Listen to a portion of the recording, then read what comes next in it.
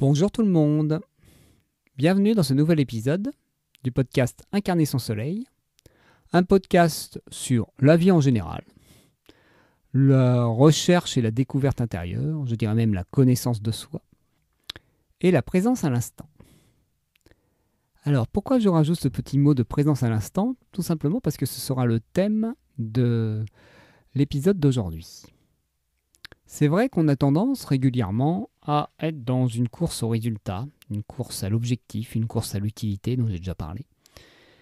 Et des fois, dans le quotidien, on a plus de difficultés à savourer, je dirais, les choses simples. Tout ce qui donne ce goût à la vie. Et dans ces périodes de fête, de Noël ou autres, où les retrouvailles sont quand même au centre, c'est quelque chose qui devient quelque chose d'utile et de prioritaire.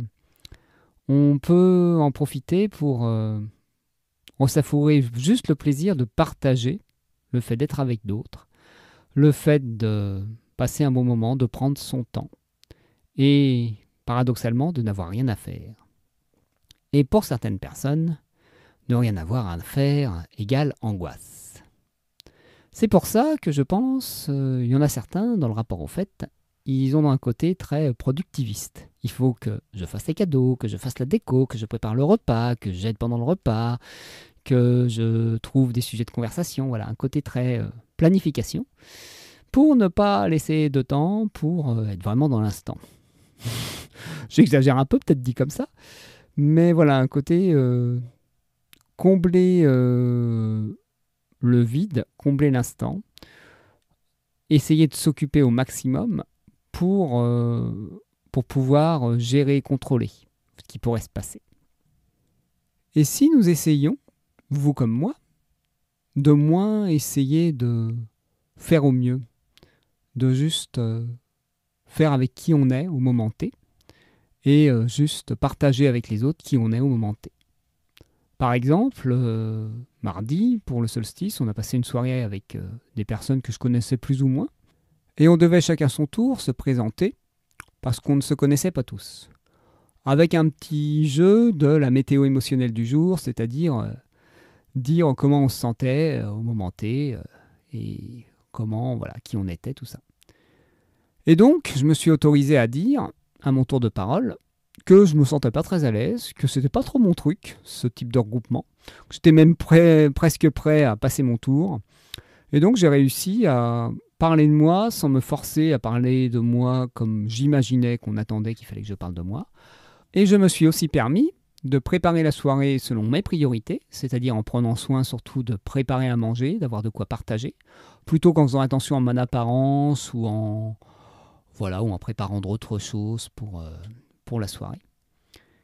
Et ça m'a permis donc d'être moi, et même d'accepter d'être stressé, de ne pas être à l'aise en arrivant, d'être un peu distant. Et en m'acceptant comme ça, en ne me le reprochant pas, en étant juste comme j'avais envie d'être, ça m'a permis de me détendre, de ne pas me sentir agressé, on va dire, par la présence de l'autre, et parce que je m'autorisais à être mal à l'aise. Et en m'autorisant à être mal à l'aise, à être moi, à des fois me protéger, à des fois être à distance, à des fois éviter les échanges, je me suis senti quand même relié à eux, connecté à eux. J'ai senti quand même de la communion et je me suis même autorisé à en juger certains. Et même à trouver sympa les mêmes personnes que je jugeais. Et ça fait du bien. Ça fait du bien de ne pas avoir à être quelqu'un d'autre pour pouvoir être en relation avec les autres.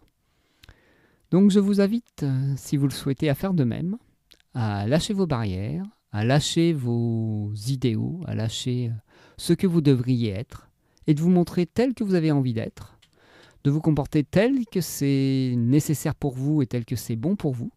Peut-être que vous verrez, paradoxalement, que les gens vont peut-être plus arriver à rentrer en relation avec vous, ou peut-être que vous vous sentirez plus rempli par ces échanges, même s'ils restent les mêmes, mais vous serez peut-être un peu moins stressé ou sur la défensive, ou à devoir être celui que vous n'avez pas envie d'être. Et bien sur ce, je vous souhaite un joyeux réveillon de Noël. Si je n'ai pas l'occasion de vous refaire un petit audio demain matin. Et je vous dis à très bientôt pour de nouvelles aventures.